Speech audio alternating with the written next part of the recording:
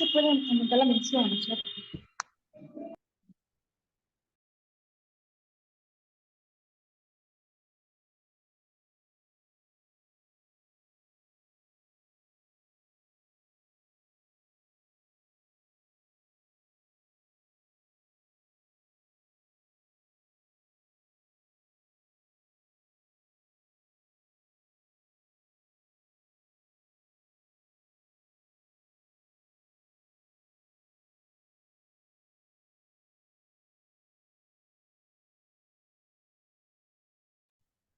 Buenas noches, enfermera Nicole. Buenas noches con todos los participantes. El día de hoy vamos a...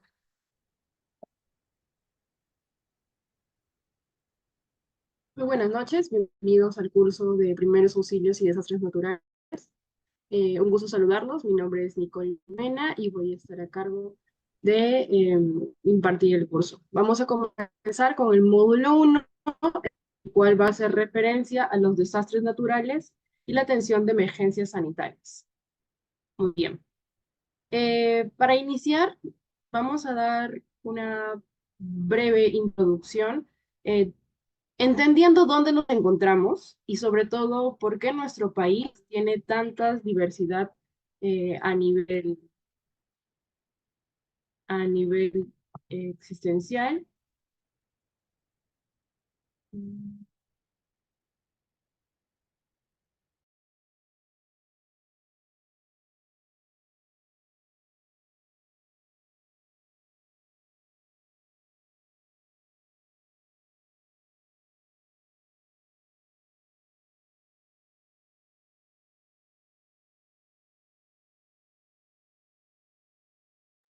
Muy bien.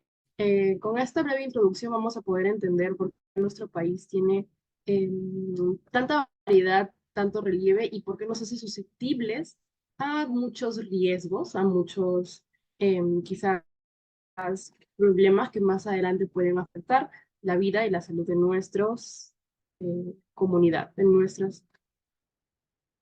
Bueno, es necesario entender que el Perú se encuentra en la zona intertropical de Sudamérica. ¿Qué quiere decir esto? Que nuestro país se encuentra en medio de dos líneas imaginarias trazadas geográficamente. La primera línea es la línea del Ecuador, la línea cero, y la segunda línea, que está casi cerca ya del límite con Chile, que es la línea del Trópico de Capricornio. Y bueno, cubre un área aproximadamente de 1.280.000 kilómetros cuadrados. ¿En qué nos convierte esto? En el 20º país más grande en tamaño a nivel mundial y en el tercero de América del Sur.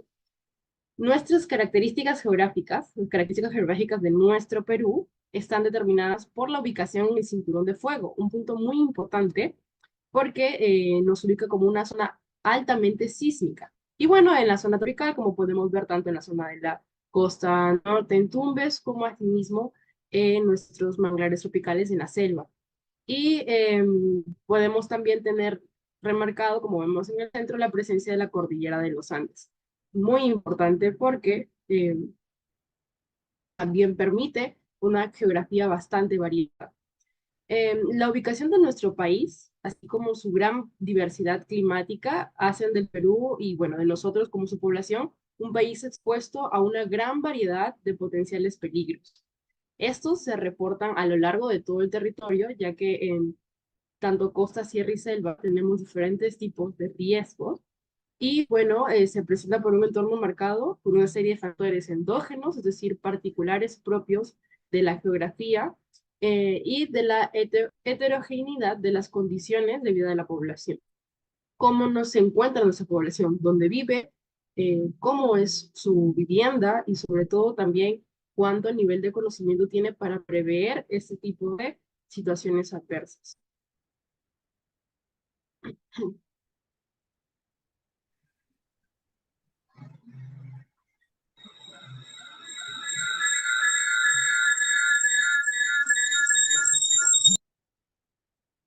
Muy bien. Con respecto a los peligros, es muy importante entender esta definición para saber de qué vamos a hablar más adelante. Los peligros es la probabilidad de ocurrencia de un fenómeno de origen natural potencialmente dañino en un lapso dado. También es un sinónimo de peligros la palabra amenazas o también denominados como fenómenos naturales. Los peligros siempre van a estar presentes. ¿Por qué? Porque en toda nuestra población, en todo nuestro territorio, va a estar marcado por una diversidad geográfica como ya veíamos adelante. Entonces, nuestro país, al encontrarse en el borde oriental, ya que nos encontramos al lado más cerca del Pacífico, en el borde oriental del cinturón de fuego, y debido a sus características geográficas, entre otras condiciones, lo exponen a la ocurrencia de fenómenos de origen natural que son denominados peligros. Estos fenómenos de origen natural usualmente siguen un curso, es decir, tienen una intensidad, ya que pueden ser desde muy breves hasta bastante intensos, que pueden ser unas lluvias que duren un mes, 2 meses, o que pueden durar solamente una semana, así también como un periodo de retorno. Por ejemplo, el fenómeno del niño. Sabemos que se da cada cierta cantidad de años y siempre va a regresar con la misma intensidad. La diferencia es cómo nos afecta a nosotros, por dónde estamos ubicados, qué tipo de material es nuestra vivienda, asimismo, cuánto hemos hecho para prever este fenómeno y la frecuencia. Muy bien. Entonces, el peligro es algo que siempre va a estar presente. Eh, el hombre va a estar siempre expuesto a estos peligros. ¿Y cuáles son los principales peligros que podemos encontrar? En primer lugar, los más recurrentes en nuestro país, al menos en la zona costa, son las inundaciones, debido a las intensas lluvias, los movimientos en masa, que estos usualmente los denominamos huaicos en nuestro país. Solamente en el Perú podemos decirles huaicos, si vamos a otros países no lo van a entender así. Que los huaicos son, es el alud, que no es más que el desprendimiento tanto de tierra o en forma de barro, que viene de igual forma con piedras. Además, las lluvias intensas, características de esta temporada de verano, los sismos o actividad volcánica, que es casi poco frecuente, y los tsunamis, que también son poco frecuentes. Muy bien, tenemos un gráfico que involucra la dinámica de la naturaleza con la amenaza a la comunidad. Los dos intersectan. ¿Qué quiere decir esto? Dinámica de la naturaleza es que la Tierra siempre va a estar en dinámico movimiento, tanto interno como externo. Situémonos en la parte interna a toda la geología, toda esta geodinámica, la parte rocosa, el suelo que pisamos, debajo hay muchas más capas que llegan hasta el núcleo. Pues toda esta zona siempre va a estar en constante movimiento, tiene energía, tiene fuerza, tiene diversas capas que van a moverse constantemente. Esta dinámica de la naturaleza siempre ha estado presente desde antes de la existencia del hombre, pero va a haber una amenaza a la comunidad. Esto amenaza. Por eso decimos que el peligro es sinónimo de amenaza, porque ambos significan lo mismo y afectan al hombre, como vemos en las imágenes, dependiendo de la zona donde se encuentre. En primer lugar tenemos, por ejemplo, una moto que está circulando por una zona bastante inundada. Hay que entender si de repente ha sido una inundación o puede haber sido unas fuertes lluvias.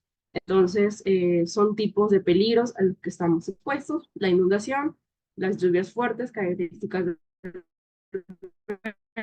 verano,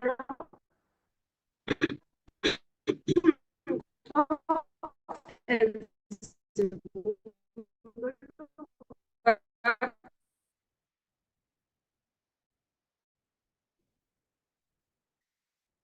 tenemos a, como vemos en la imagen también, una casa que se ve prácticamente destruida, con una fachada rota, que se ha desprendido. Podemos entender que puede haber sido un sismo o un terremoto, dependiendo de la magnitud. Y además en la última imagen, algo muy característico de nuestra zona del Perú, tanto en las tierras como Licenciada, se además escucha entrecortado. en la selva, porque tenemos selva, es el lineal, lo mismo.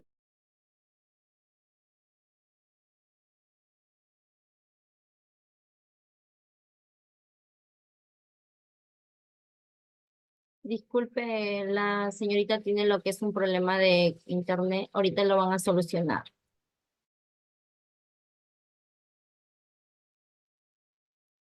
Disculpen, tuve un pequeño inconveniente con el internet. Pequeño. Me desconecté por un momento, pero ya estoy nuevamente de regreso. Mil disculpas por el percance. Voy a compartir nuevamente la pantalla para hacerles extensivo un video que nos va a acercar un poco a la realidad de nuestro país. Y ustedes van a poder reflexionar si es que es cierto que hay la presencia o no de estos peligros en nuestro litoral costero y en la sierra o en la selva. Vamos a ver, reconozcamos primero.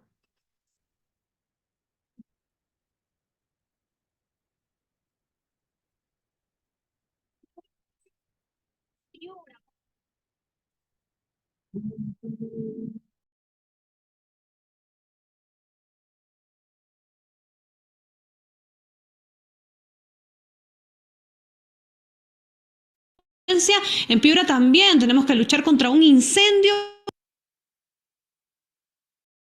luchar contra la delincuencia. En Piura también tenemos que luchar contra un incendio forestal que amenaza con llegar al centro arqueológico de Aipate. Nos vamos hasta Ayabaca. Andrés Carhuapoma nos informa desde ese punto. Andrés, ¿cómo estás? ¿Qué tal, compañero? Buenos días. Directo en directo, un incendio forestal amenaza con extenderse hacia el centro arqueológico de Aipate en la provincia de Ayabaca, región Piura. Así lo advierte Rodrigo Hidalgo, coordinador del colectivo binacional Guayacundo. El ciudadano explicó que el fuego se inició el último sábado en el Cerro Balcón, que se ubica a 4 kilómetros del Cerro Aipate, donde se encuentran las ruinas arqueológicas. Las llamas ya han acabado con varias hectáreas de flora y amenazan con seguir avanzando ante la presencia de los vientos. Escuchemos. El día de ayer se intensificó, como los vientos son siempre hacia el norte, hacia el sur, en diferentes direcciones, había avanzado un poco hacia Aipate. Aipate es el centro arqueológico que dispone de la República del Perú en la parte alta y que están trabajando allí. Entonces, el incendio ha ido creciendo y están en riesgo algunas comunidades. O sea, no solo está en riesgo la flora y la fauna, sino también el ser humano que habita en estos lugares, que mucha gente, por no abandonar su casa, se queda. El ciudadano Rodrigo Hidalgo señaló que cerca del incendio forestal se encuentran las comunidades de Cujaca, Olleros, Tocalco y Laguna de Canli, quienes son afectados por el humo y temen que las llamas también lleguen a sus cultivos. Los pobladores de estas localidades solicitan la intervención inmediata del Centro de Operaciones de Emergencia Regional y del Gobierno Central para apagar el fuego y así evitar daños de gran magnitud. Desde Piura, directo RPP Noticias. Gracias, Andrés Carhuapom. Esperemos que las familias, las comunidades afectadas reciban la... Muy bien.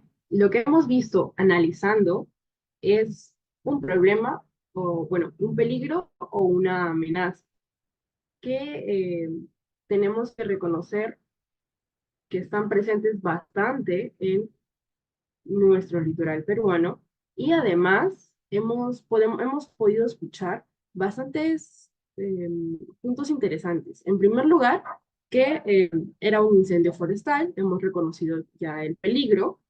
En segundo lugar, nos está hablando que la población que está cerca a la zona del incendio no quiere abandonar sus casas, no quiere abandonar sus hogares. Definitivamente tienen muchos fuertes motivos porque son sus hogares, a pesar de que está cerca el peligro, que también lo vamos a denominar más adelante como amenaza. Cualquiera de los dos términos que los utilice durante la explicación se refieren a lo mismo. Y el tercer punto, que solicitan el apoyo del gobierno regional o asimismo del gobierno central. Hay 3 puntos importantes acá. Ya hemos visto el peligro, vemos a las personas que se están viendo afectadas y vemos al gobierno qué va a hacer, qué debe de hacer.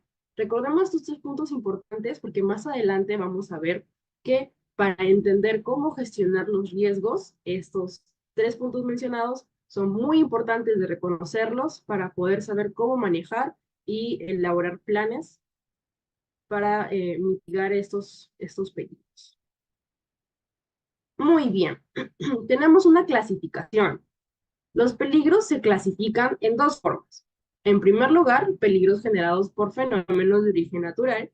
Como hemos visto en el video, un incendio forestal se puede generar porque hay mucho calor en la zona. Recordemos que Piura es una de las zonas más calurosas de nuestro país.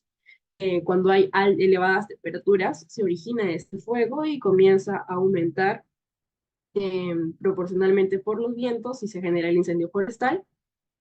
Y como vemos, estos peligros generados por fenómenos de origen natural, a su vez, se pueden dividir en peligros generados por la geodinámica interna, peligros generados por la geodinámica externa y peligros generados por fenómenos hidrometeorológicos, que lo veremos más adelante.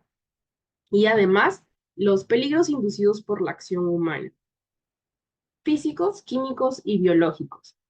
Los peligros inducidos por la acción humana, también denominados de origen antropológico, porque son inducidos por la mano del hombre, se dividen en varios. En primer lugar, pueden ser la contaminación ambiental, que desapercibidamente lo realizamos todos los días, los incendios urbanos, cuando queman basura, cuando queman en Año Nuevo los muñecos, etc., etc.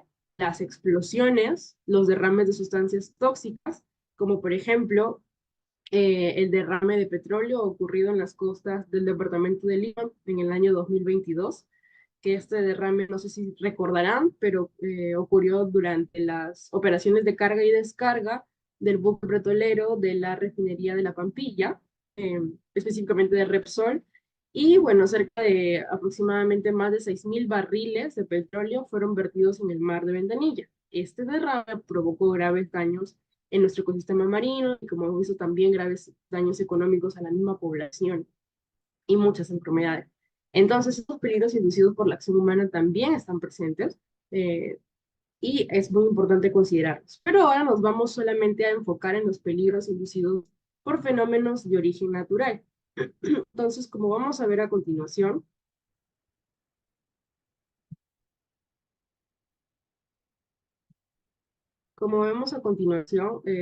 los peligros inducidos, los fenómenos de origen natural, se van a referir en tres aspectos. Los fenómenos generados por la geodinámica interna. ¿Qué es esta geodinámica interna? Bueno, la Tierra no permanece estática, sino, como ya les expliqué anteriormente, sufre constantes cambios a lo largo del tiempo que se manifiestan en la superficie. Estos cambios son producidos por la energía externa, es decir, puede ser energía solar, la energía gravitacional o también la energía interna propia de nuestro planeta que se produce, por ejemplo, en el núcleo.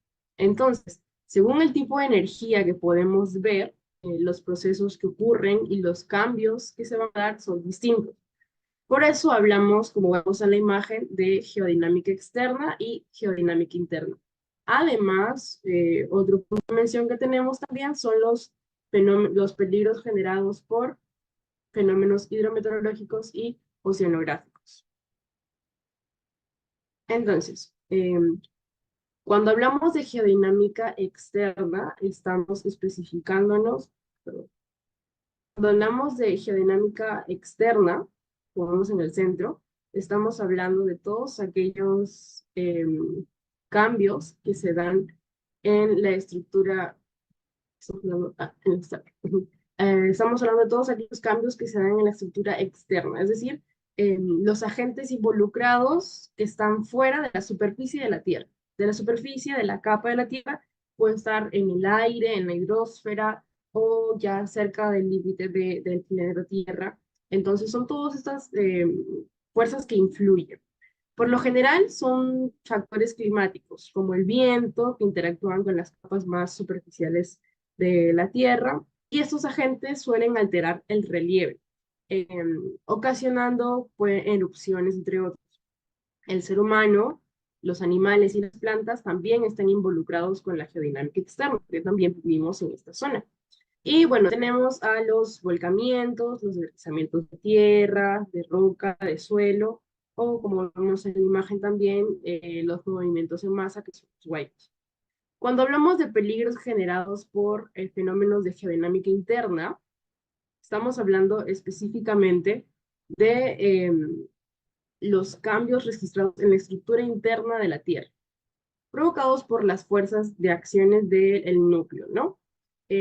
Por ejemplo, el movimiento del magma o el movimiento de las rocas que están dentro de nuestro planeta, dentro de la Tierra. Tenemos dentro de ellos, por ejemplo, a los terremotos, las fallas geológicas, entre otros. Y por último, a los peligros generados por fenómenos de hidrometeorológicos y oceanográficos. Cuando hablamos de oceanográficos, específicamente ya nos referimos a los océanos, a los mares, y que cuando toda esta agua, ya sabemos, se evapora, viaja hacia las nubes, comienzan las lluvias intensas, también generan inundaciones, estos oleajes anómalos, sequías, descenso de la temperatura, granizas, fenómeno del Niño, entre otros. En nuestro país, dentro de los principales y más protagonistas, por así decirlo, que suceden continuamente y que siempre se están reportando, son los sismos, que bueno, no son más que un proceso de generación y liberación de energía para posteriormente propagarse en formas de ondas por el interior de la Tierra y llegan hasta la superficie moviendo la capa más exterior. Los tsunamis, cuyo nombre es de origen japonés, significa ola de puerto. Esta es una onda marina que está producida por un desplazamiento vertical del fondo marino. Y como resultado da un terremoto superficial que genera las grandes olas que pueden llegar hasta la costa. La actividad volcánica, que en este caso pueden observarse como flujos de lava, que son corrientes de roca fundida. Roca fundida dentro de la Tierra sale con la fuerza, la energía por el cráter del volcán, se expulsa y bueno, esto puede fluir tanto por los valles como alcanzar varios kilómetros y afectar a las ciudades. Pero bueno, en nuestros volcanes peruanos normalmente como se enfría el magma cerca de la zona del cráter, no vemos más consecuencias más que las cenizas que sí se contaminan bastante el ambiente. Y bueno,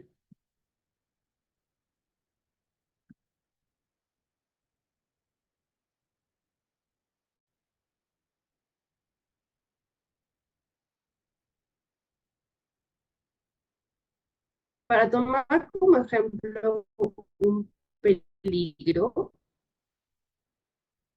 y poder entender cómo es que nos puede afectar, vamos a hablar específicamente de las inundaciones. Las inundaciones son el desborde de las aguas fuera de los confines normales del cauce de un río o cualquier cuerpo de agua. La ocurrencia de las inundaciones se encuentra estrechamente relacionada con la temporada de lluvias. Las inundaciones por el desborde de los y son de duración prolongada, en el caso de la selva. Pero, por ejemplo, aquí en la costa, esas inundaciones tienen pocos periodos de tiempo, sale el agua, pero regresa nuevamente después de pocos días, y bueno, se afecta a varias regiones. En el caso de las inundaciones, la ocurrencia se encuentra estrechamente relacionada a la temporada de lluvia. Entonces, por esas temporadas suelen haber bastantes inundaciones en la zona de la costa norte y también en la selva. En la mayoría de casos, esta situación se ve agravada cuando las lluvias alcanzan valores significativos superiores a lo normal. Por ejemplo, a veces escuchamos las noticias que dicen que hay una lluvia que va a tener un descenso de 1 centímetro, 2 centímetros, 5 centímetros, entonces la cantidad de agua que va a caer.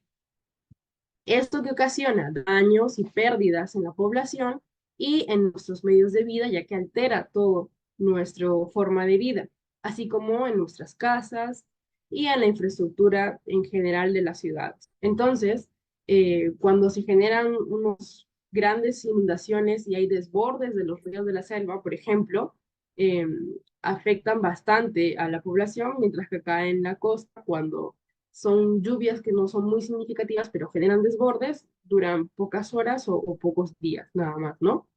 En el caso de las áreas expuestas, como podemos ver en la imagen, es muy importante reconocer, eh, que el río tiene un cauce.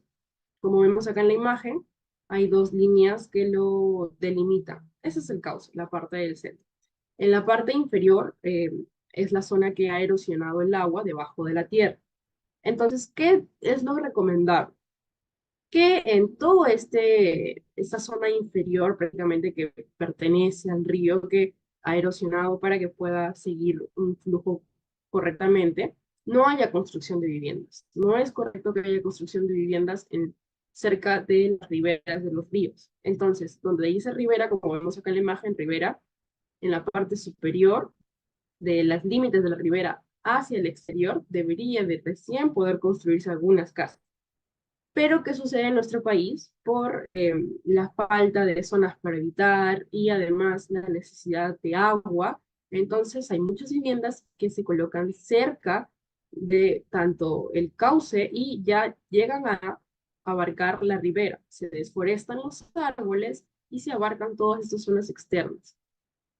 Entonces, cuando hay lluvias fuertes y como sabemos que es muy típica la frase, el río sigue su cauce, el agua cuando se desborda, obviamente va a ocupar toda esta zona, todo este vértice, y va a inundar.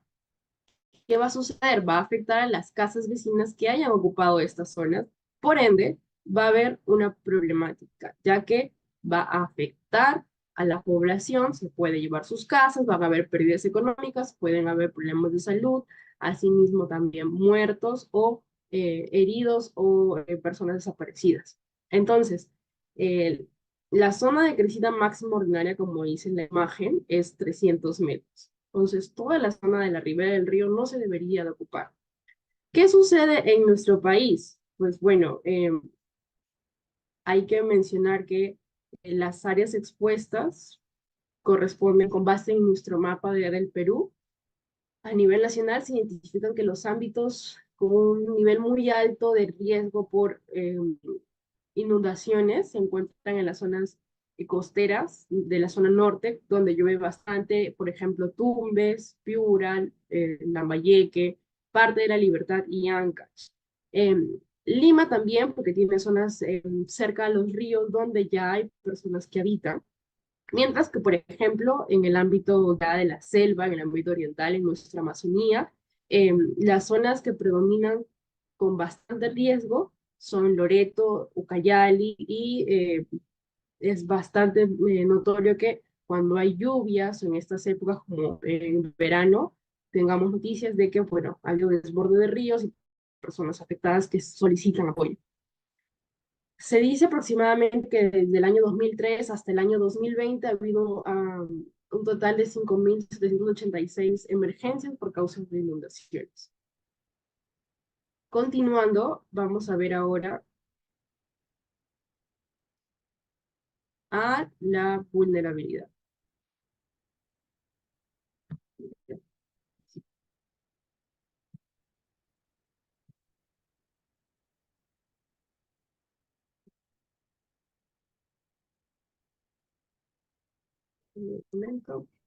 Cuando hablamos de vulnerabilidad, ¿qué es lo que se nos viene a la mente? ¿Qué es lo primero que podemos entender? Cuando una persona es vulnerable, cuando una persona piensa que de repente le está afectando algo, y es que la palabra vulnerabilidad significa que eres una persona que está expuesto a algo, que probablemente algo te vaya a hacer daño y esto pueda afectar tu vida normal y terminar simplemente dañando, ¿no? Al hablar de vulnerabilidad, hablamos en general de toda la población, no solamente ya a nivel individual, porque hacemos referencia a los peligros que afectan a toda la población y hacen que se vuelva vulnerable o es al revés. Yo soy vulnerable porque yo me pongo en riesgo. A ver, les dejo esa pregunta. Vamos a ir leyendo y vamos a resolver la pregunta. La población vulnerable es aquella que está expuesta. Yo me expongo o quizás me encuentro expuesto. ¿Cuál de los dos es? Y es susceptible de verse afectada ante la ocurrencia o probabilidad de ocurrencia de un peligro. y que no cuenta con la capacidad de resistir, absorberse, adaptarse, transformarse y recuperarse de sus efectos de manera oportuna y eficiente.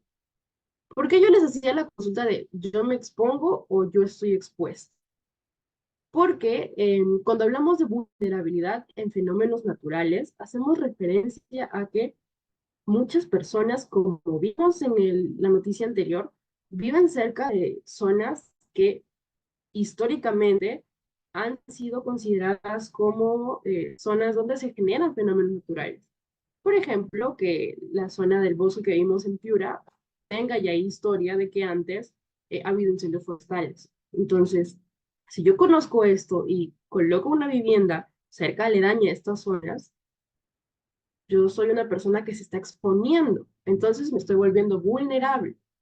Sin embargo, en otros casos ya es distinto, donde las personas se encuentran expuestas y no han elegido ser vulnerables, pero de igual forma se ven afectadas, ¿no?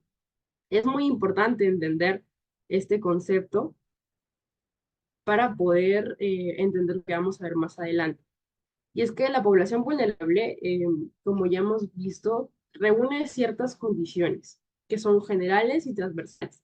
Es decir, que se relacionan con todos los peligros, porque están determinados por los contextos sociales, económicos y ambientales. Como hemos visto, sociales, porque son personas que viven en una zona donde no hay hábitat de casa casi, y entonces son personas que pueden tener una condición social bastante baja. Económicos, hay que ver la calidad de los materiales de la casa, la calidad de vida de las personas, y ambientales. La vulnerabilidad está compuesta por factores, como vemos acá en la imagen en la parte inferior. Está compuesta por 3 factores: exposición, fragilidad y resiliencia, que vamos a ver más adelante. Hay que tener en cuenta, como vemos aquí en este cuadrito azul, que el crecimiento desordenado de las ciudades, el incremento de las migraciones, la ausencia de normas y regulaciones para la ocupación del territorio y el desconocimiento junto a la falta de percepción de riesgo, es decir, muchas personas dicen, no, bueno, puedo aceptar el riesgo de vivir acá. Aumenta la vulnerabilidad de la población. Entonces, cuando se juntan todos estos factores, hacemos que haya una población vulnerable. Entonces, en el Perú, ¿tenemos mucha población vulnerable o tendremos poca población vulnerable? Pues, considerando, como hemos visto desde el inicio, que tenemos una geografía muy diversa en la cual permite la aparición de diversos fenómenos naturales, que es algo completamente normal, natural, y si las poblaciones, las personas ocupamos zonas que no corresponden a una correcta hábitat, definitivamente estamos hablando de que el Perú es un país con muchísima población vulnerable. En este pequeño gráfico que podemos ver la inserción del peligro junto con la vulnerabilidad, encontramos en el centro el riesgo, que lo vamos a ver más adelante, pero es muy importante que lo recuerden. El peligro, cuando se junta con la vulnerabilidad, genera un riesgo. ¿Y ese riesgo a quién será? ¿Al medio ambiente o a nosotros? Definitivamente, a quien se va a ver afectado es el ser humano. Vamos a ver por qué es importante conocer estos 3 factores de la vulnerabilidad, tanto la exposición, la fragilidad y la resiliencia. Uy, no somos muy adelante. Vamos a ver, estamos acá. Listo. Vamos a conocer los factores de la vulnerabilidad. En primer lugar, tenemos a la exposición. La exposición son las decisiones y prácticas que ubican al ser humano y a sus medios de vida en la zona de impacto de un peligro. Es decir, la exposición se genera por una relación no adecuada entre el ambiente, en donde se pueden dar procesos de crecimiento demográfico, es decir, comienza a venir muchas más personas a habitar esta zona, un proceso migratorio desordenado o un proceso de urbanización, sin un correcto manejo del territorio o políticas que generan un desarrollo no sostenible. Hay que recordar que si hay una mayor exposición, hay una mayor vulnerabilidad. Como podemos ver en la imagen, vamos a visualizar casas muy cerca a la orilla del río. ¿Qué genera esto?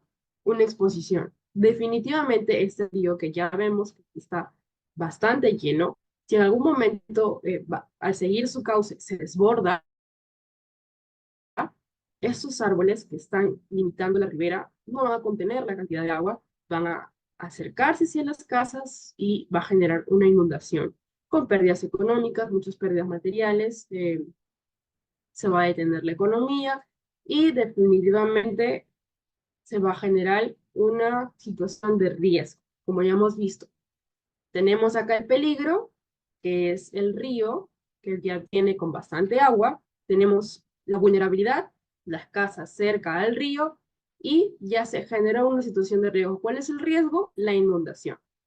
Estas casas, estas viviendas se encuentran en riesgo de inundación y este puente probablemente también se caiga, entonces va a cortar las comunicaciones. Y ya vamos entendiendo poco a poco los conceptos. Otro factor muy importante en la vulnerabilidad es la fragilidad. Al hablar de fragilidad, estamos refiriéndonos a condiciones de desventaja o debilidad del ser humano y sus medios de vida frente a un peligro. En general, está centrada en las condiciones físicas de una comunidad o de una sociedad y es de origen interno. Por ejemplo, la construcción de las casas, cuál es el material, si la casa está construida de adobe, si está construida de madera, o si está construida de material de estera o ladrillo. El no seguimiento de las normativas vigentes acerca de la construcción. Si las edificaciones se están deteriorando o no, hay que presumir que puede haber un colapso. Y cuando haya un sismo, va a ser, si la edificación se encuentra muy deteriorada, definitivamente no va a resistir esta fuerza de la tierra y va a probablemente caerse. Hay que ver también si recibe mantenimiento o no, hay que identificar la cantidad de pisos que tiene y si es adecuado para la calidad del suelo, entre otros. Asimismo, a mayor fragilidad, mayor vulnerabilidad. Entonces, la fragilidad son estas condiciones de desventaja o, bueno, de debilidad del ser humano en sus medios de vida. Como vemos aquí en la imagen, vemos a casas que son muy antiguas, probablemente del centro de una ciudad, y que ya están inclinadas. Probablemente sean de material de adobe, y si continúan así, esto se puede llegar a caer en un sismo o sin necesidad en un pequeño movimiento telúrico, o cuando llueva se van a debilitar y pueden también caerse. En el tercer factor de la vulnerabilidad hablamos de la resiliencia. La resiliencia es uno de los puntos más fuertes que podemos encontrar dentro de los fenómenos naturales cuando afectan al ser humano, porque es el nivel de asimilación o capacidad de recuperación del ser humano y sus medios de vida frente a la ocurrencia de un peligro. Es decir, cuando se da un fenómeno natural y afecta al ser humano, si ya está esta población capacitada, va a saber cómo responder y va a poder recuperarse rápidamente. Esta está asociada a condiciones sociales y de organización de la población. Entonces, si la población sabe qué hacer durante un fenómeno natural, cómo actuar y también cómo recuperarse cuando finalice este fenómeno, pues va a tener una mayor capacidad de regresar a su vida como era antes. A mayor resiliencia, menor vulnerabilidad. Mejor preparada la población, menor vulnerabilidad. ¿Y qué va a ser necesario para desarrollar la resiliencia? Que hayan programas de capacitación en los temas que más conciernen a esa zona, es decir, qué fenómenos naturales se producen en ciertas zonas y vamos a necesitar gestionar los riesgos. Por ejemplo, en nuestras familias, cuando participamos en simulacros, tanto sea de inundaciones como de sismos, estamos ya tomando acción de prevención para una cultura de resiliencia y saber qué hacer cuando se produzca un fenómeno natural. Saber a dónde concurrir en caso de una desgracia fomenta mucho más nuestra resiliencia y disminuye nuestra vulnerabilidad. Para continuar, y como ya hemos ido explicando poco a poco, vamos a hablar ahora del riesgo.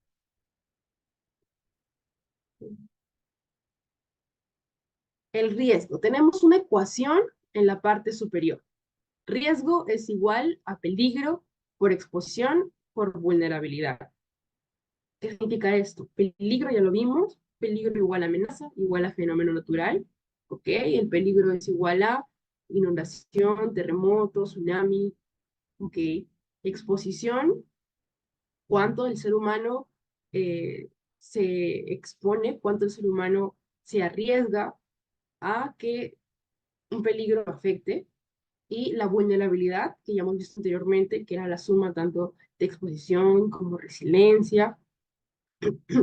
Y entonces, ¿qué es el riesgo? Es la suma de todos, bueno, la multiplicación de todos esos factores.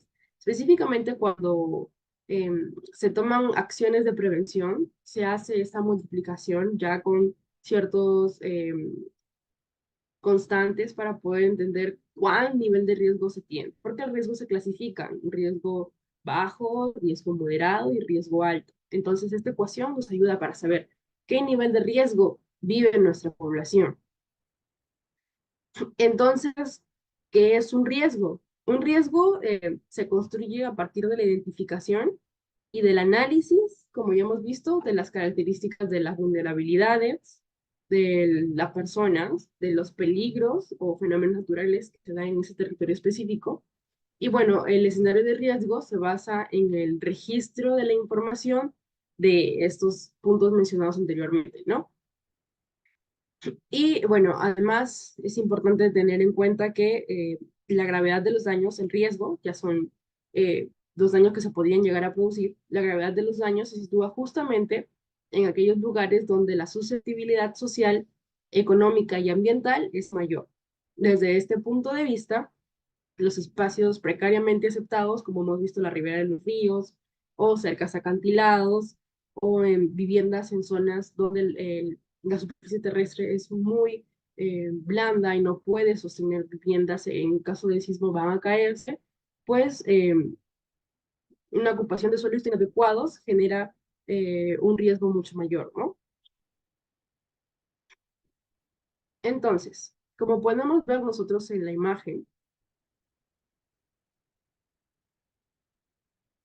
en, en esta imagen del escenario de riesgo por inundaciones,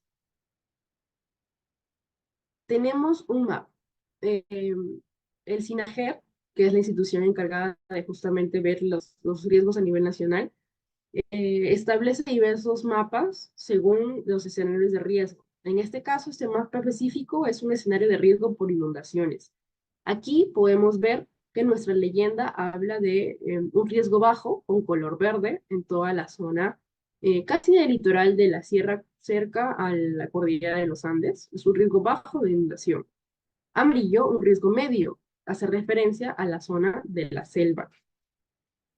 Y riesgo alto o muy alto, con naranja y rojo, a zonas ya de la costa norte, como por ejemplo Piura, Lambayeque, parte de La Libertad, y también en la selva, como podemos ver en el lado oriental. Entonces, estos mapas de riesgo son muy importantes en nuestra comunidad. A nivel nacional lo realiza SINAGER, pero a nivel individual podemos nosotros organizarnos en comunidad para hacer un mapa de riesgos donde podamos identificar a qué principales riesgos estamos nosotros propensos a sufrir y sobre todo qué podemos hacer para ellos. Identificando en el mapa ya podemos tomar un plan de acción. Es muy importante organizarnos. Muy bien, y en este esquema vamos a ver brevemente la conjunción de peligro, vulnerabilidad, exposición, y en el centro tenemos a riesgo. La suma de peligros con vulnerabilidad y exposición nos genera un riesgo.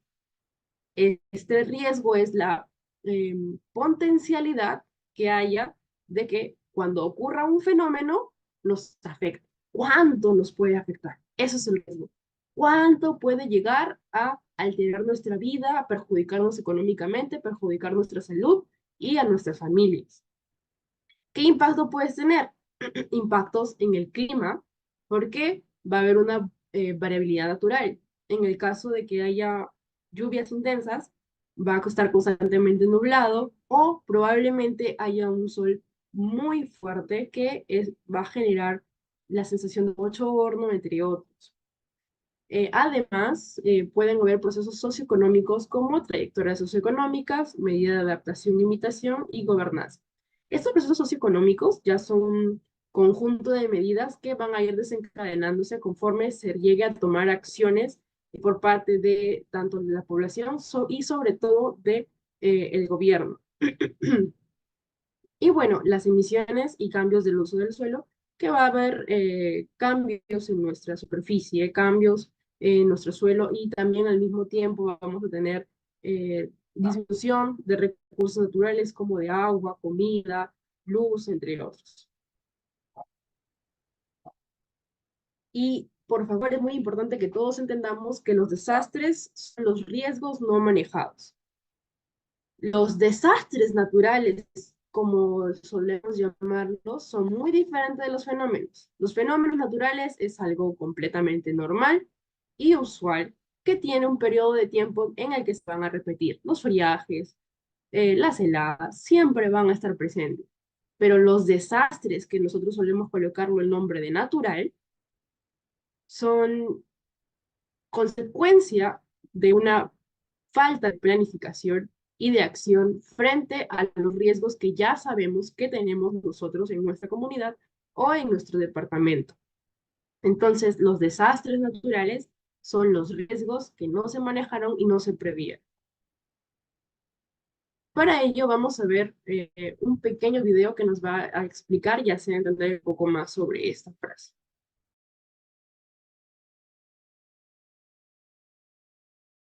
¿Qué tal? ¿Cómo están? Me encuentro con Joaquín Toro, quien es coordinador regional de gestión de riesgo de desastres para América Latina y el Caribe. ¿Cómo estás, Joaquín? Muy bien, muchas gracias. Oye, Joaquín, me gustaría comenzar haciéndote una pregunta, porque muchas personas tendemos a decir desastres naturales, pero ahora entiendo que no es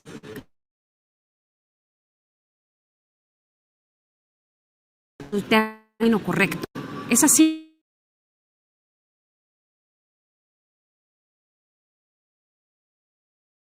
Gracias.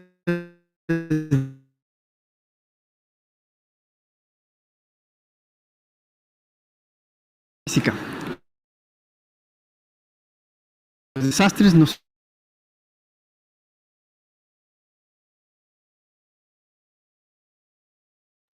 naturales. Cortado, señorita.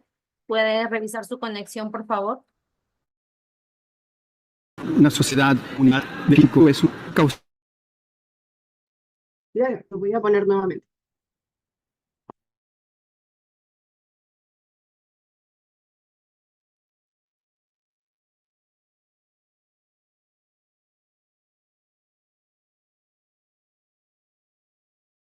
Por favor, si se vuelve a entrecortar, me lo hacen saber.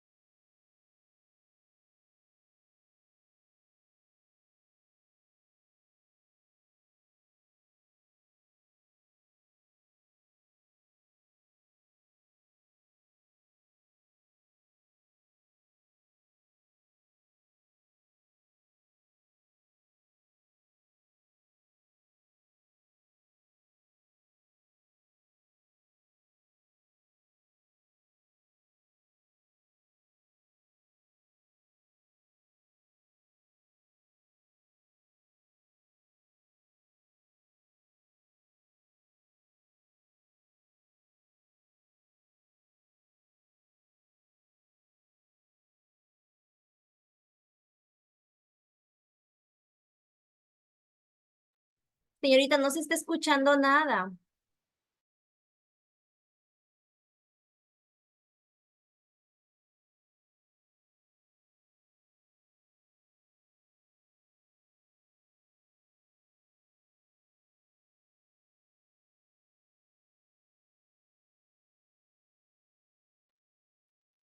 Me indican si ahora sí se escucha, por favor. Sí, y ahora sí lo escuchamos. Es coordinador regional de gestión de riesgo de desastres para América Latina y el Caribe. ¿Cómo estás, Joaquín? Muy bien, muchas gracias. Oye, Joaquín, me gustaría comenzar haciéndote una pregunta, porque muchas personas tendemos a decir desastres naturales, pero ahora entiendo que no es el término correcto. ¿Es así? Gracias, Jessica. Los desastres no son naturales. Lo que son naturales son las amenazas. Por ejemplo, los huracanes, los terremotos, las inundaciones, los tsunamis. ¿Qué pasa? Que cuando un evento natural llega a un lugar como una sociedad, una comunidad, y hace destrozos materiales y físicos y de vidas, eso es un desastre. Un desastre causado por un evento natural, pero sí lo que podemos hacer, y lo que no hemos hecho, es poner nuestras ciudades, nuestras construcciones en lugares donde son seguros. Oye, Joaquín, y ahí me gustaría también, como dando seguimiento a esto, se habla de la gestión del riesgo y la gestión del desastre. ¿Nos podrías platicar esto qué significa gestión del riesgo, gestión del desastre? Excelente pregunta, porque justamente hace varios años o algunas décadas el foco era en la emergencia, era en el desastre. Tengo que prepararme para responder. Tengo que tener mejores capacidades para responder.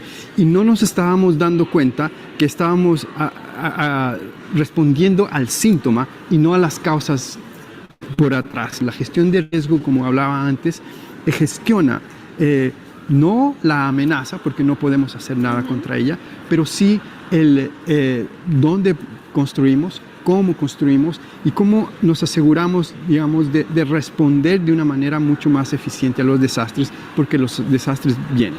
Y estar preparado para responder a los desastres también, no solamente desde perspectiva de la defensa civil, pero también financieramente, porque los costos de los desastres son enormes. Veamos lo que ocurrió en Dominica. Los costos de los desastres allá fueron más del 200% del PIB de un país. ¿Más del 200% del PIB? ¡Qué increíble!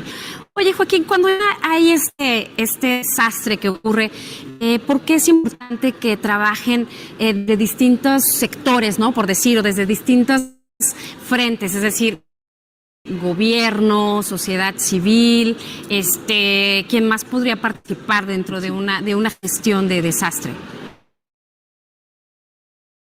Eso es muy importante, porque los eventos naturales no tienen fronteras. La responsabilidad de cada uno comienza con uno, ¿no? De una sola institución, como decía, es una estrategia de desarrollo y como estrategia va entre todos, ¿no? Es decir, te doy el ejemplo de las escuelas. ¿Quién está a cargo o quién es responsable del sector de educación? El Ministerio de Educación. No es la Defensa Civil, no es Protección Civil.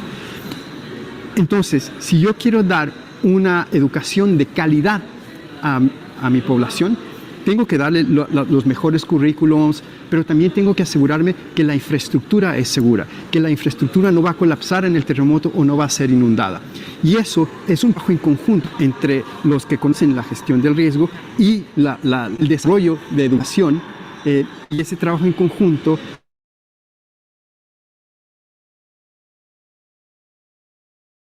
hace que la educación llegue a los objetivos que tenía desde un principio.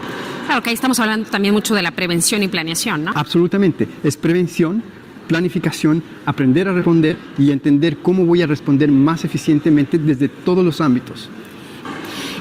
¿Tendrías algún ejemplo así muy breve que nos pudiera compartir? Le voy a preguntar a Joaquín de algún ejemplo para que la gente igual lo sienta como más próximo de, no sé, algún ejemplo de inundación o de algún incendio, terremoto que te haya tocado ver un cambio, precisamente porque entró esto que llaman gestión de riesgo. Cuando hacemos una buena gestión del riesgo, es invisible. Nadie va a sacarse la foto al puente que no se ha caído. ¿no? Entonces, creo que un ejemplo que a mí me marcó mucho fue en un pequeño pueblo en Honduras, cuando venía el huracán Beta, que llega a este pueblo de Honduras, en el cual una semana antes habíamos estado trabajando con el municipio y con la comunidad en planes de evacuación y de alerta temprana a eventos, porque en esta comunidad todos los años habían inundaciones y a cada 2 o 3 años que habían inundaciones grandes, siempre moría gente. Ese año, con el huracán Beta, que fue una tremenda caída, digamos, de lluvia y que creó muchas inundaciones, la alerta temprana funcionó y no murió nadie. Entonces, eso a nosotros nos gratifica mucho, porque al final de cuentas lo que queremos como gestión de riesgos es salvar vidas, salvar propiedad y asegurarnos que esta sociedad tenga un desarrollo sostenible. Gracias, Joaquín. Ya para finalizar, me gustaría preguntarte cuáles serían 3 acciones prioritarias, pensando a nivel de Latinoamérica, a nivel regional, para la gestión del riesgo. Así, brevemente, que nos las enumeraras. Gracias, Jessica. Sí, América Latina es muy variada. Tenemos una variedad de países, pero entre todos ellos yo creo que hay 3 acciones que se tienen que tomar, y no solamente en América Latina, pero en el mundo. 1, tenemos que reducir el riesgo que existe hoy. Hoy, si sacamos una foto, podemos identificar cuál es el riesgo que tenemos y tenemos que tomar acciones para reducir este riesgo y adaptarnos a las mudanzas climáticas. 2, podemos evitar la creación de nuevos riesgos, y esos riesgos los podemos evitar hoy, con planificación, no construyendo en lugares donde no debemos construir, construyendo bien y con mucha educación para que la comunidad no construya ese riesgo de mañana. Y 3, es que los desastres van a ocurrir, y tal vez van a ocurrir de una manera mayor y con más frecuencia. Entonces tenemos que estar preparados para responder, pero no solamente desde el punto de vista de la defensa civil o de los bomberos, sino de todos los otros sectores. Muy bien, pues muchas gracias, Joaquín, por la entrevista y bueno, pues por hablarnos sobre esto de gestión de riesgo, gestión de desastres y aclararnos la diferencia entre amenaza natural y desastre. Muchas gracias. Gracias a ti, Jessica. Hasta luego.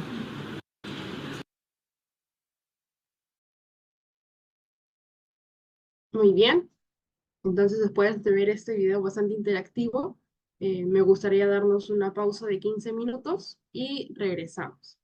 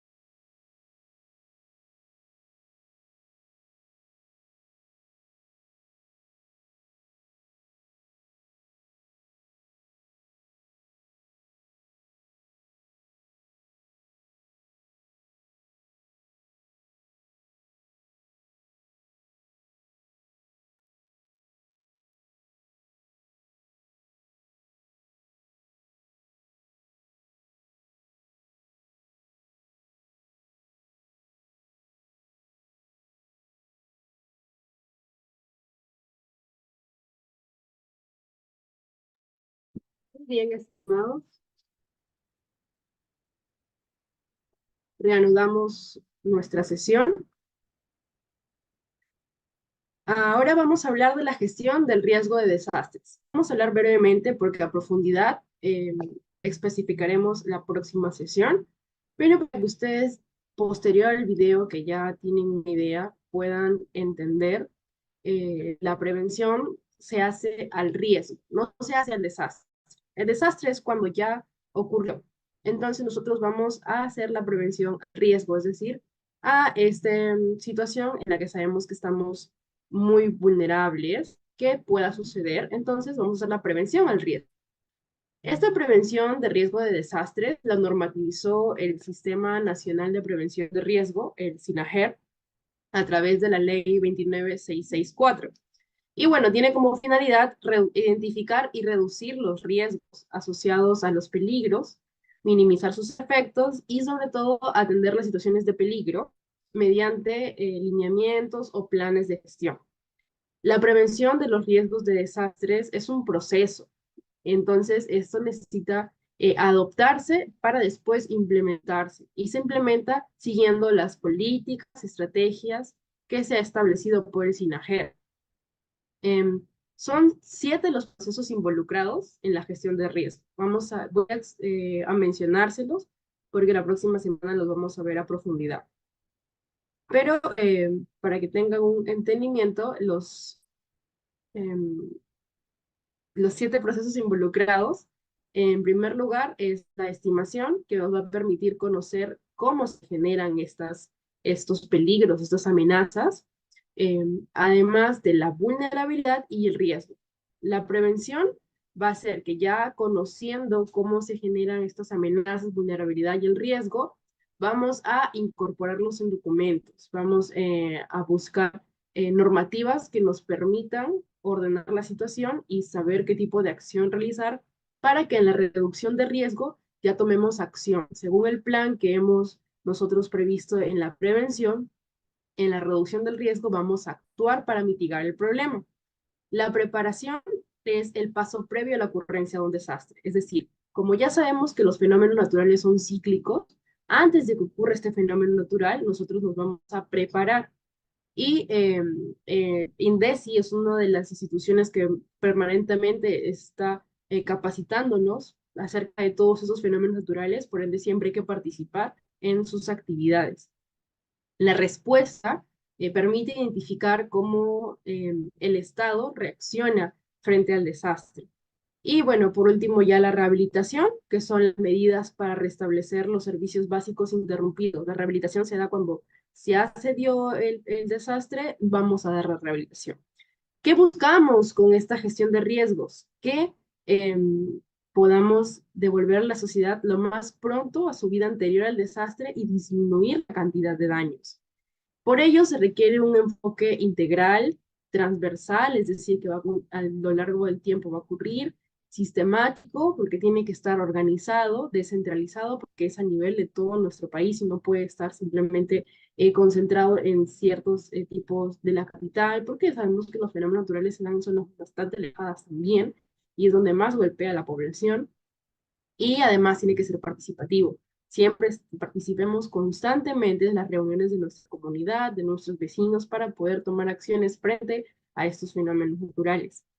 Y bueno, contribuye a la sostenibilidad del desarrollo, la reducción de la pobreza, la protección del ambiente. Y recordemos que esta gestión de riesgo solamente va a ser exitosa en la medida en que forme parte de la gestión del desarrollo territorial y en la medida en que nosotros participemos también. Bueno, eso ha sido un breve abordaje de la gestión de riesgo. Y para poder continuar, ahora vamos a ver cómo debemos de actuar nosotros como personal capacitado en un evento de desastre natural, es decir, cuando ocurrió el evento. Por ende, el título es Evaluación de un evento con víctimas múltiples.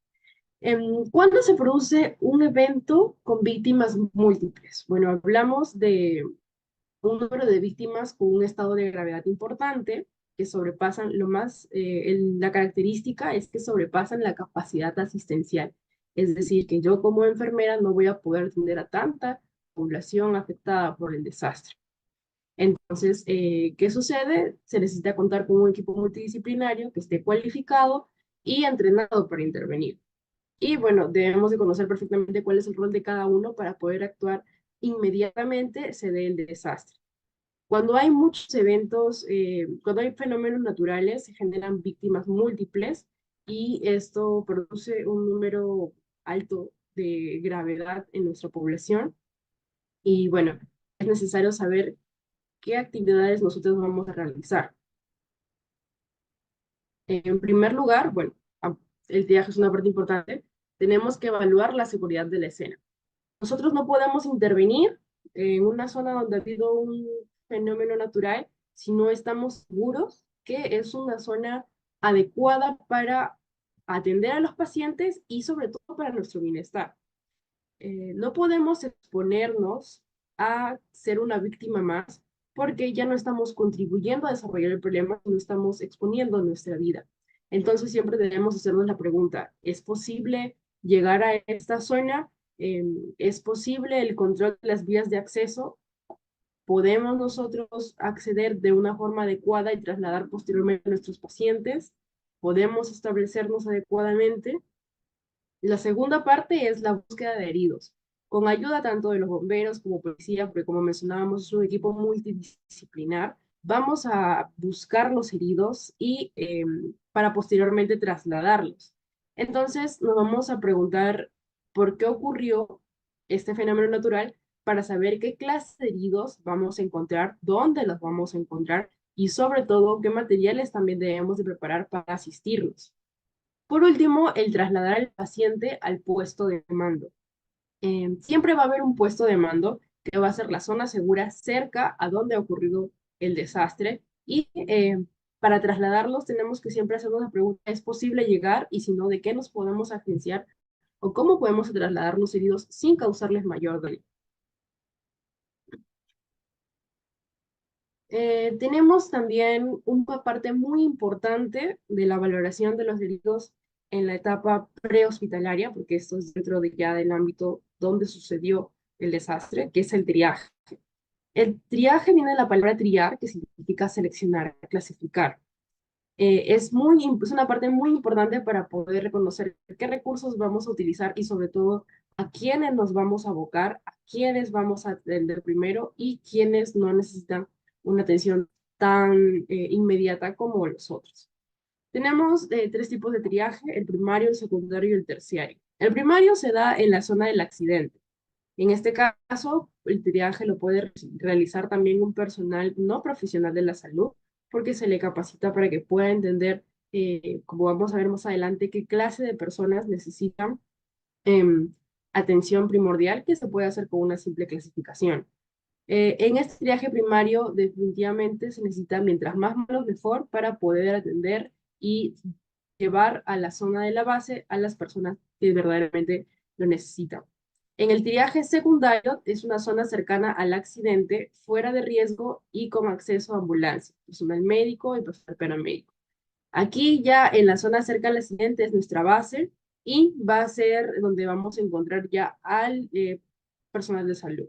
Y en el triaje terciario, que ya es un centro hospitalario, una sala de emergencia donde hay una mayor oferta de médicos, pero como estamos en una situación de emergencia, va a haber más demanda que oferta en profesionales de la salud. Muy bien. Tenemos acá un flujograma que nos va a explicar brevemente cómo es que debemos de nosotros realizar ese triaje. En primer lugar, cuando encontramos a un paciente, tendríamos que hacernos la pregunta, ¿el paciente camina o no camina? Si camina, es un paciente con una prioridad 3, es decir, su atención puede ser demorable, no hay una urgencia de atenderlo inmediatamente. Si el paciente no camina, procedemos dentro del flujograma a seguirnos preguntando, ¿respira o no respira? Si el paciente respira, hay que ver que su frecuencia respiratoria sea mayor a 30 respiraciones por minuto. Y si en caso no respira, vamos a tener que hacer la apertura de la vía aérea para asegurar la estabilidad del paciente. Si el paciente no respira, tenemos que verificar en este caso, ¿por qué no respira? Si no respira puede ser porque ya no hay signos vitales, en este caso, que es una prioridad, es un paciente sin prioridad negro porque ya está al borde de la muerte o ha fallecido, y puede ser que podamos aún controlar esta situación. Entonces, realizamos la maniobra de seguridad y también la apertura de las vías aéreas. En el caso del paciente que sí respira, vamos a tomar el pulso y vamos a ver el relleno capilar. El pulso para ver si hay alguna alteración o alguna hemorragia interna de repente para poder controlar, y además del relleno capilar, vamos a tomar el pulso radial, que es lo más importante, y si hay un pulso radial, vamos a ver si el paciente obedece órdenes o dos. Si obedece órdenes, es una prioridad 2, que es urgente, porque como no camina, no es una prioridad tan necesaria. Si en caso contrario el paciente no obedece órdenes, es decir, está inconsciente y además no hay un pulso sostenido, pues vamos a ver que probablemente tenga una hemorragia interna, entonces es una prioridad 1 y tenemos que derivarlo inmediatamente. Aquí, como vemos, podemos ver el punto de corte en la parte superior es si el paciente respira, para poder identificar si debemos abocarnos o no a este paciente. Vamos a ver un breve video del manejo de la vía aérea, que es lo primero que se debe de realizar en un paciente que no respira y que podemos ver que tiene aún pulso, para poder asegurar su respiración, que es importantísimo para tener las funciones cerebrales y también las funciones cardíacas.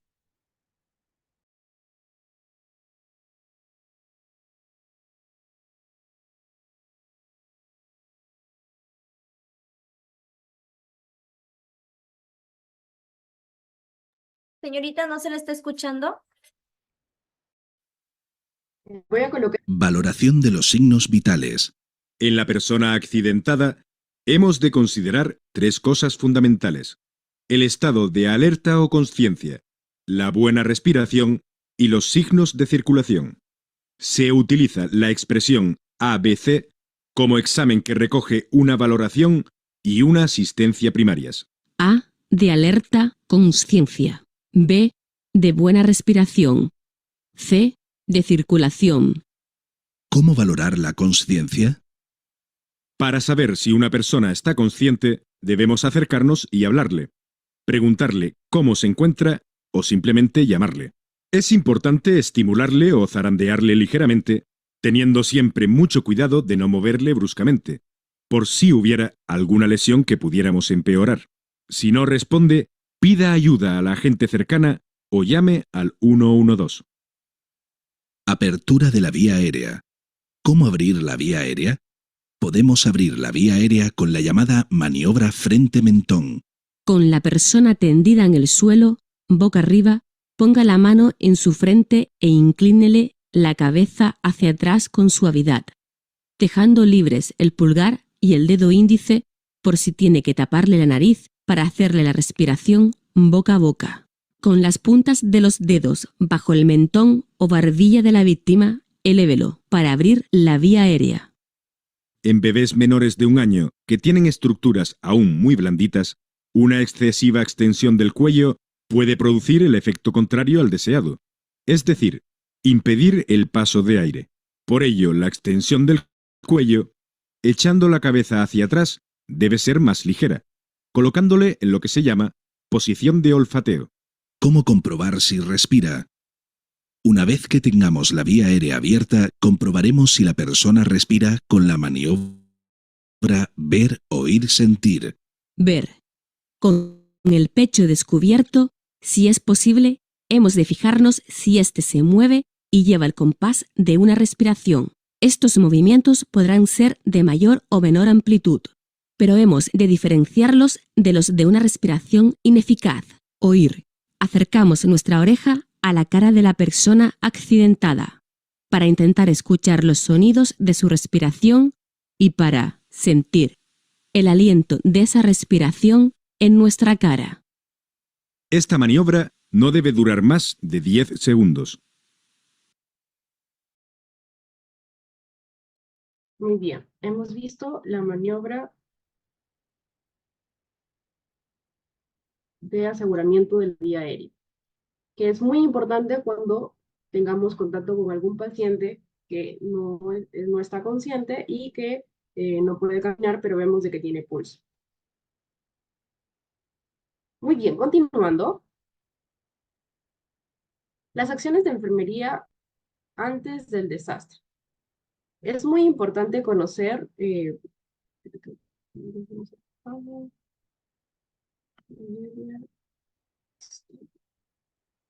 Listo. Las acciones de enfermería antes del desastre. Enfermería tiene que estar siempre pendiente de las 3 fases. Antes del desastre, durante el desastre y después del desastre.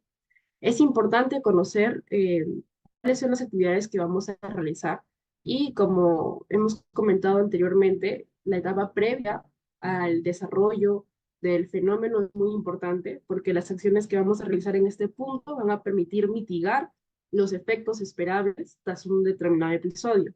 Entonces, todas las intervenciones que hagamos en esta etapa previa van a llevar a un mejor resultado y a un mejor control de este fenómeno.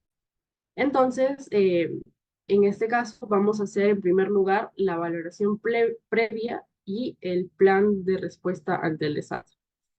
En el caso de la valoración previa a un desastre, vamos a estudiar la vulnerabilidad que tiene la población donde nos encontremos y asimismo posteriormente los riesgos que presenta. Vamos a conocer con qué recursos contamos, tanto si contamos con recursos de salud, los recursos sociales, contamos con zonas de albergue, almacenamiento de agua, alimentos, entre otros, para poder hacer frente al desastre. El éxito del plan que nosotros podamos realizar va a venir de conocer cómo podemos adaptar las necesidades que van a surgir en el desastre a nuestro plan. Y bueno, definitivamente que la creación de un plan de emergencia es una tarea bastante compleja que requiere de la participación y colaboración de todos los profesionales y personas también de la misma localidad. Y el papel principal se va a centrar en la identificación de las necesidades y de los recursos que se han asignado. Los simulacros. La existencia de un plan de emergencia, que ya hemos hecho en el apartado anterior, no va a servir de nada si no se mantiene actualizado y sobre todo si no se presenta regularmente. Entonces, los simulacros van a permitir tanto a la población como a quienes se han encargado de realizar el plan de responder mejor frente a un desastre, porque vamos a practicar las habilidades y las competencias que en nuestro día a día no habíamos desempeñado anteriormente. Entonces, esto va a generar un aumento de la confianza, la resiliencia para poder afrontar el desastre y asimismo vamos a poder saber qué actitudes poner de manifiesto cuando se dé el desastre. Y sobre todo, ver qué errores hemos cometido en el simulacro para evitarlos en el momento de desastre y mejorarlos. Y bueno, en el programa de educación comunitaria es uno de los más importantes, definitivamente. Sin la participación y la actividad continua de la comunidad, no vamos a poder lograr el éxito de este plan, porque somos agentes de educación. Entonces, estos programas van a basarse sobre todo en el fomento de las medidas básicas de protección de la comunidad y en el entrenamiento de maniobras de primeros auxilios. Entonces, cuanto mayor información manejen los habitantes y más sensibilizados y concientizados estén, mejor van a responder mucho más rápido y más productiva va a ser la intervención durante un fenómeno natural. Y es importante olvidar que en este tipo de programas debemos incluir hasta los miembros más vulnerables, porque ellos son los que más ayuda van a necesitar, como por ejemplo los niños, los adultos mayores, entre otros. Continuando, vamos a ver ahora las actividades que hacemos durante el desastre. Durante el desastre es importante saber que estamos hablando de la etapa donde ya acontece el desastre. Entonces, las funciones van a variar dependiendo del lugar donde se esté dando, del tipo de desastre y de cuánto ha impactado en la población. Para ello, vamos a hacer primero una evaluación rápida de las necesidades para determinar qué área se ha visto afectada por el desastre Y asimismo, el posible número de víctimas, el estado de las instalaciones de salud, de las instalaciones policiales, entre otros, o de zonas que brindan comida, albergue. Además, vamos a ver, aquí es donde vamos a realizar ya el triaje prehospitalario. ¿Qué es el triaje prehospitalario? Pues es un sistema que nos va a permitir a nosotros la clasificación de los heridos en función de su gravedad y su capacidad de recuperación para asignar los recursos y el tiempo necesario. Recordemos que van a ser poco el personal, tanto de salud como aquellas personas capacitadas en atender la emergencia. Entonces, como va a ser una labor compleja, va a necesariamente determinar que la atención a las víctimas sea rápido, por lo que el personal que va a ser poco de llevar a cabo esto ya debe de estar capacitado y sobre todo conocer las claves del triaje.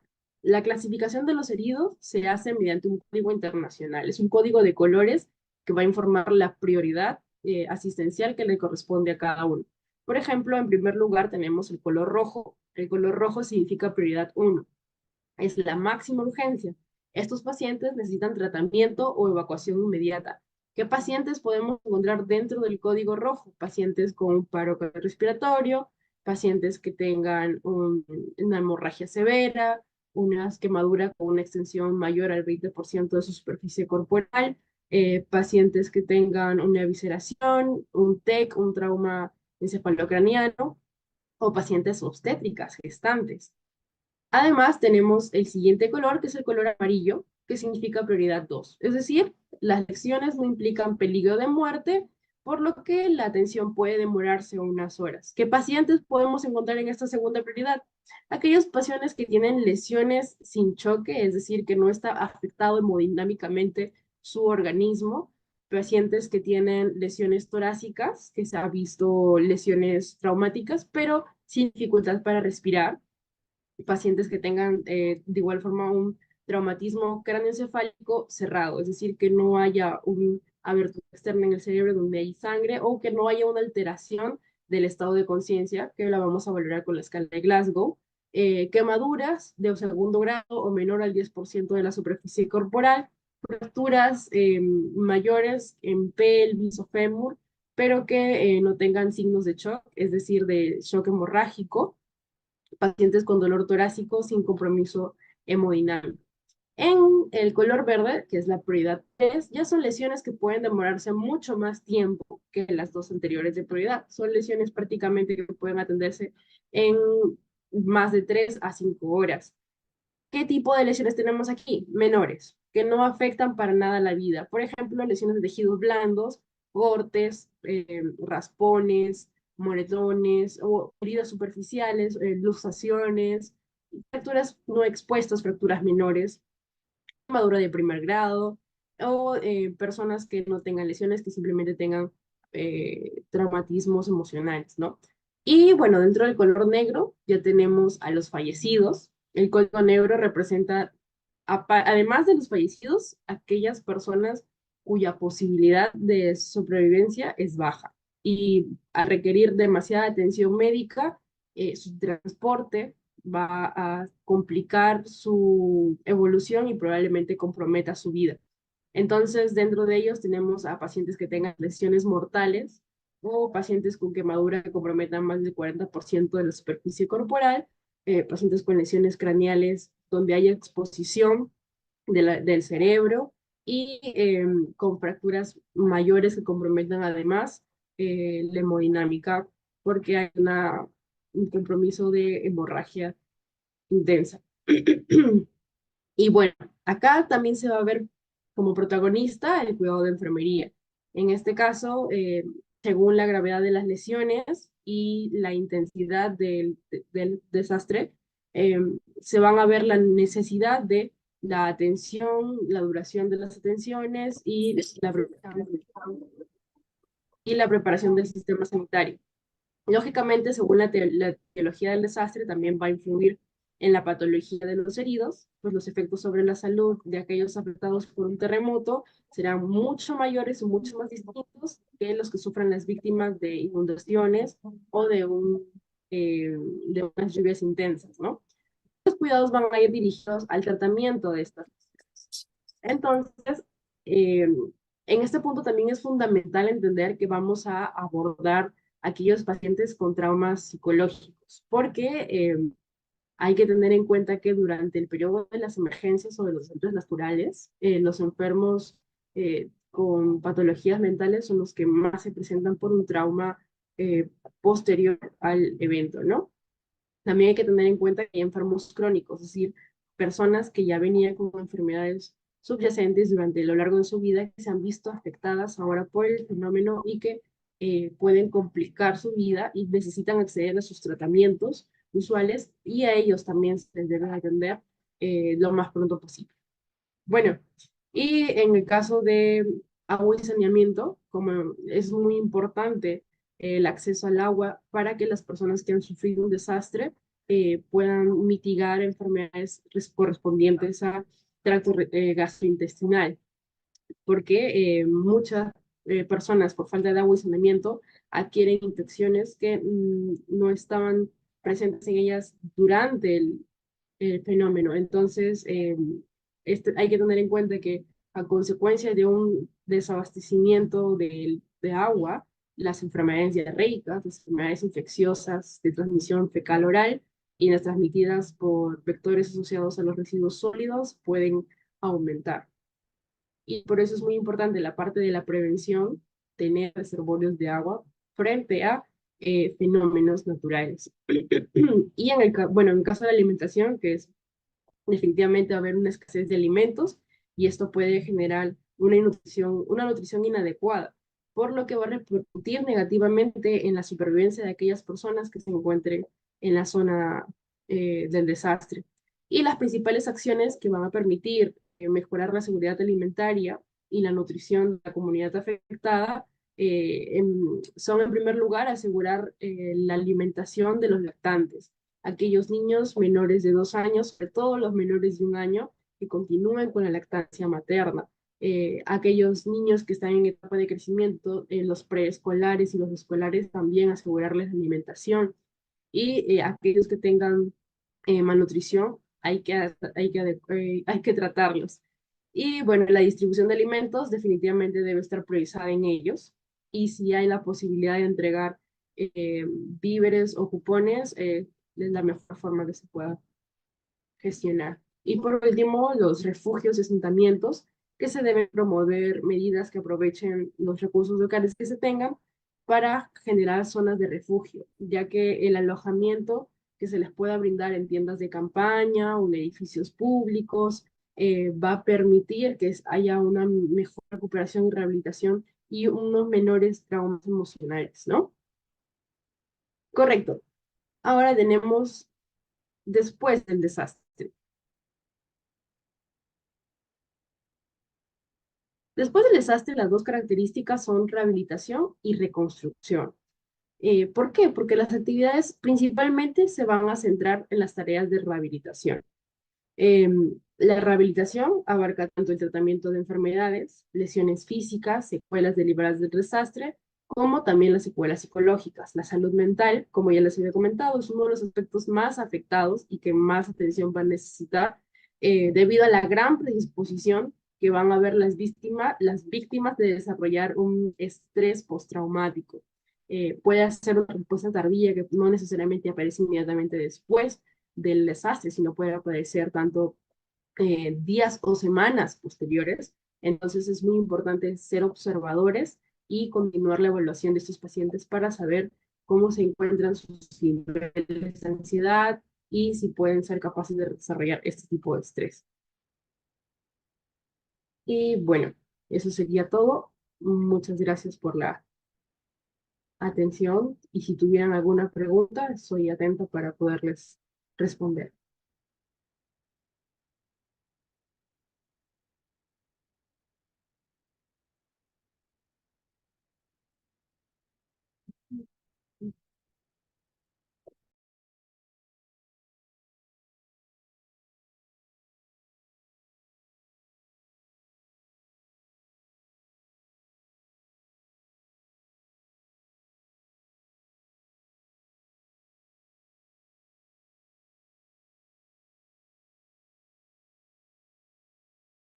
No hay ninguna pregunta.